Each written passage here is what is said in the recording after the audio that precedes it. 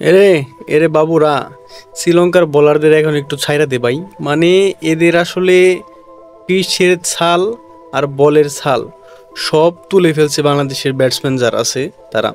যেই নামতেছে সেই 50 করতেছে, শতক করতেছে। শুধু শতকই নেয়, সেইগুলো হচ্ছে 150-র মতো রান হয়ে যাচ্ছে। বিশেষ করে বলতে হয় মুশফিকুর রহিম এবং নাজমুল হোসেন শান্ত এবং লিটন দাসের কথা। তারা তিনজন রীতিমতো শ্রীলঙ্কার বোলারদের নিয়ে ফুটবল খেলছেন। আর লিটন দাস তো মনে করেন যে ওয়ানডে টিকিটের মতো খেলছেন, পুরো মনে করেন যে বেধরন পিটিয়ে খেলছেন। ওরকম মনেই হচ্ছিল যে তিনি আসলে টেস্ট টিকিট খেলতে নামছেন। মানে লিটনের যে ভঙ্গিমায় তিনি ব্যাটিং করেন সেই রকম ব্যাটিংটাই করেছেন তিনি। বাংলাদেশের ব্যাটিং দেখে আসলে একটা কথাই মনে হচ্ছে এতদিন যে হেটার্সদের ট্রল, সবগুলোর প্রতিশোধ তারা শ্রীলঙ্কার যে বোলার আছে তাদের উপর থেকে নিতেছে।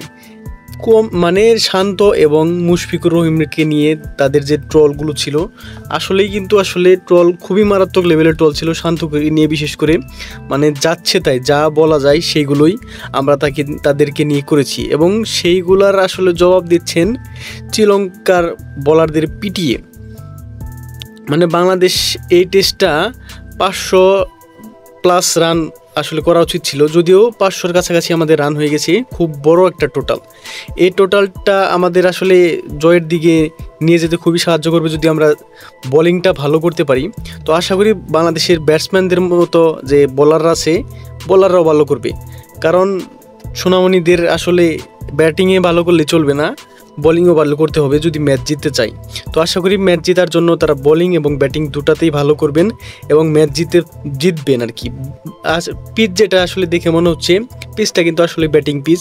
তো এখানে বাংলাদেশ যেহেতু রান করছে, তো সোনামণিরা আপনাদের আসলে ভাবার কোনো কারণ নাই যে শ্রীলঙ্কা এখানে আসবে আর যাবে। শ্রীলঙ্কাও কিন্তু এখানে ভালো ব্যাটিং করবে, এবং সেই ক্ষেত্রে আমাদের প্রচুর লেভেলের ভালো বোলিং করতে হবে। যদি ভালো বোলিং আমরা করতে পারি তাহলেই আমরা এই ম্যাচ জিততে পারবো, অন্যথায় ম্যাচটা কিন্তু ড্র হবে বলে মনে হচ্ছে।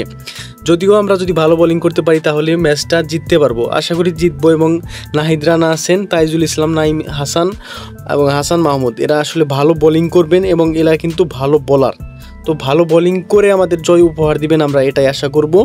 এবং ধন্যবাদ জানাচ্ছি আবারও বাংলাদেশ ব্যাটসম্যানদের, আসলে যেভাবে তারা ব্যাটিং করেছেন। লিটন দাসের সেঞ্চুরি মিস হয়ে গেছে, যদিও সেঞ্চুরি সে ডিজার্ভ করে, তারপরও আসলে ভুল একটা ফালতু শট। আসলে লিটনের শটটা মানে ট্রল করার মতো শট, কিন্তু আজকে কোনো ট্রল হবে না গাইস। লিটন দাস ভালো ব্যাটিং করছে, সেহেতু তাদেরকে আসলে ধন্যবাদ।